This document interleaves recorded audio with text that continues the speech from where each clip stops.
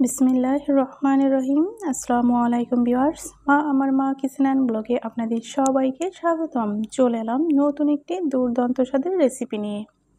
আজকে আপনাদের সাথে শেয়ার করব একদমই হোটেল স্টাইলে পারফেক্ট নিমকির রেসিপি। তো চলুন চলে যাই মূল রেসিপিতে। ভিউয়ার্স, নিমকি তৈরি করার জন্য এখানে আমি 1 কাপ পরিমাণে ময়দা নিয়ে নিয়েছি। আপনারা চাইলে এখানে আটাটাও ব্যবহার করতে পারবেন। এখানে আমি অ্যাড করে দিচ্ছি স্বাদ মতো লবণ। দেখতে পাচ্ছেন 1 চামচ পরিমাণে লবণ দিয়ে দিয়েছি প্রায়। এখানে আমি দিয়ে দিচ্ছি 1 চামচ পরিমাণে কালো জিরা। নিমকি তৈরিতে অবশ্যই কালো জিরাটা ব্যবহার করবেন। এখানে আমি দিয়েছি 1/2 চামচ পরিমাণে বেকিং পাউডার। এই বেকিং পাউডারটা দিলে একটু ফুলে ওঠে, এর জন্যই ব্যবহার করা। তো এখন আমি এই শুকনো উপকরণগুলো একটু নেড়েচেড়ে নিচ্ছি। দেখতেই পাচ্ছেন ভিউয়ার্স, ভিডিওটি দেখার শুরুতে অবশ্যই একটি লাইক দিয়ে ভিডিওটি কন্টিনিউ করবেন। তো 2 থেকে 3 চামচ পরিমাণে রান্নার রেগুলার সয়াবিন তেল দিয়ে দিয়েছি। এটা দিয়ে চামচ দিয়ে আমি একটু ভালো করে নাড়িয়ে নিচ্ছি। আপনারা চাইলে এই কাজটি হাত দিয়েও ভালো করে একটু ময়ান দিয়ে নিতে পারেন। দেখতেই পাচ্ছেন যখন এরকম দলা দলা পেকে যাবে তখন বুঝতে হবে যে ময়ামটা একদমই সঠিক হয়েছে। তো এখন আমি অল্প অল্প পানি নিয়ে একটি ডো তৈরি করে নেব, যে ডোটি একদমই শক্ত না আবার একদমই নরম না, মিডিয়াম আকারে একটি ডো তৈরি করে নিয়েছি। ভিউয়ার্স, দেখতেই পাচ্ছেন একদমই পারফেক্ট একটি ডো তৈরি হয়েছে। আর ডোটা যদি পারফেক্ট হয় তাহলে নিমকিও কিন্তু খুব সুন্দর একদম ক্রিস্পি হবে। ভিউয়ার্স, সম্পূর্ণ ডোটি আমি একটি বোর্ডের উপর রেখেছি। এখন এটাকে আমি লম্বালম্বিভাবে একটু মথে নেব। দেখতেই পাচ্ছেন আমি লম্বাটে করে নিয়েছি। এখন একটি ছুরির মাধ্যমে এটাকে আমি সবগুলো একই সাইজের লেচি কেটে নেব। কারণ সবগুলো যদি আমি একই সাইজের লেচি কেটে নিই তবে নিমকিগুলো সবই একই সাইজের হবে, দেখতেও কিন্তু একটা সৌন্দর্য আছে। সেক্ষেত্রে আমি পরিমাণ মতোই কেটে নিয়েছি।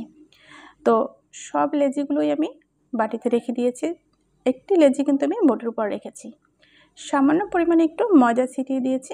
এখন আমি একটি বেলুন দিয়ে এটাকে খুব সুন্দরভাবে লম্বালম্বি করে একটু বেলে নেব। ভিউয়ার্স, যদি আপনারা প্রতিটি স্টেপ ফলো করেন তবে কিন্তু পারফেক্ট হোটেলের মতো একদমই নিমকি তৈরি করতে পারবেন বাসায় বসে। তো দেখতেই পাচ্ছেন একটা রুটি শেপ দিয়েছি, খুবই পাতলা। প্রথমে কিন্তু আমি এরকম একটা ভাঁজ দিয়ে নিয়েছি, দেখতেই পাচ্ছেন একদম মাঝ বরাবর। এখন আমি আরও একবার উল্টিয়ে এই যে 4 ভাঁজে ভাঁজ দিয়ে নিয়েছি। এখন যে এই মুখটা আছে এটা আমি হাত দিয়ে একটু ভালো করে চেপে চেপে লাগিয়ে দেব। আপনারাও এখানে একটু হাত দিয়ে চেপে চেপে লাগিয়ে দেবেন। তো দেখতেই পাচ্ছেন নিমকি কিন্তু একদমই তৈরি হয়ে গিয়েছে। ভিউয়ার্স, এই নিমকি তৈরি করা কিন্তু খুবই সহজ। তো আপনারা আমার রেসিপিটি ফলো করলে কিন্তু একদমই আমার মতো এইরকমই পারফেক্ট একটা শীট তৈরি করে নিমকি তৈরি করে পরিবারকে দুর্দান্ত একটা রেসিপি উপহার দিতে পারবেন। তো এরকম দুর্দান্ত স্বাদের খাবার তৈরি করে যদি পরিবারের সবাইকে খাওয়ান, যেমন প্রশংসা পাবেন তেমনি কিন্তু আপনার কাছেও একটা ভালো লাগবে। ভিউয়ার্স, তৈরি হয়ে গেল। এভাবে আমি সব নিমকিগুলোই কিন্তু তৈরি করে নিয়েছি। তো আপনারা এই ভিডিওটি দেখার শুরুতে একটি লাইক দিয়ে ভিডিওটি কন্টিনিউ করবেন এবং আপনাদের মতামত কমেন্টের মাধ্যমে জানাতে একদমই ভুলবেন না। সবার মাঝে এই ভিডিওটি ছড়িয়ে দিন শেয়ারের মাধ্যমে, তাই বেশি বেশি শেয়ার করুন। চ্যানেলটি সাবস্ক্রাইব করে অবশ্যই চ্যানেলটির সাথে থাকুন। এই চ্যানেলটি অনেক দূর এগিয়ে যেতে সম্পূর্ণ সহযোগিতা করবেন। তো দেখতেই পেয়েছেন নিমকিগুলো কতটা সুন্দর হয়েছে। এগুলো ভেজে নেওয়ার জন্য চুলায় আমি পর্যাপ্ত পরিমাণে সয়াবিন তেল বসিয়ে দিচ্ছি একটি প্যানের মধ্যে। এটা যখন একটু উষ্ণ গরম হয়েছে এখন আমি এই নিমকিগুলো সব দিয়ে একটি চামচের সাহায্যে ভালো করে নেড়েচেড়ে একটু উপরের দিকে তেল উঠিয়ে দিচ্ছি। এতে করে নিমকিগুলো ফুলে উঠবে, খুব সুন্দর হবে। তো এখন আমি নিমকিগুলো একে একে উল্টিয়ে দিচ্ছি। দেখতেই পাচ্ছেন ভিউয়ার্স, এরকম কিন্তু খুব সুন্দর করে নিমকি তৈরি করলে কিন্তু আর কিনে খেতে হবে না।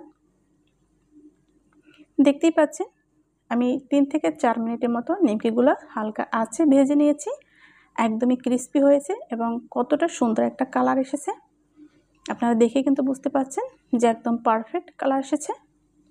ভিউয়ার্স, এইভাবেই আমি সব নিমকিগুলো ভেজে নেব। তো এরকম তেল ঝরিয়ে উঠিয়ে নিচ্ছি একটি ছাঁকনির মাধ্যমে। এখন আমি দ্বিতীয় ব্যাচ ভেজে নেব। ঠিক একই পদ্ধতিতে একই প্রসেসে সব নিমকিগুলোই আমি ভেজে নিচ্ছি।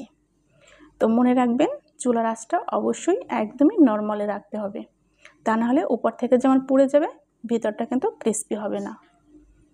আর এরকম ক্রিস্পি হলে কিন্তু খেতেও খুব একটা স্বাদ আসে। তো আপনাদেরকে আমি ফাইনালি সব তুলে সার্ভ করে দেখিয়ে দিচ্ছি কতটা সুন্দর হয়েছে।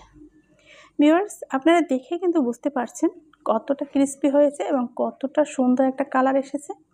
তো এরকম দুর্দান্ত স্বাদের রেসিপি পেতে, ইউনিক সহজ সুন্দর রেসিপি পেতে আপনারা চোখ রাখুন সবসময়ের জন্য আমার মা কিচেন অ্যান্ড ব্লগে। আশা করি প্রতিটি রেসিপি আপনাদের কাছে ভালো লাগবে। ভিউয়ার্স, তো আজ এ পর্যন্ত, দেখা হবে আগামীতে নতুন কোনো রেসিপির সাথে। সে পর্যন্ত সবাই ভালো থাকুন, সুস্থ থাকুন। আল্লাহ হাফেজ। আসসালামু আলাইকুম ওয়া রাহমাতুল্লাহি ওয়া বারাকাতুহু।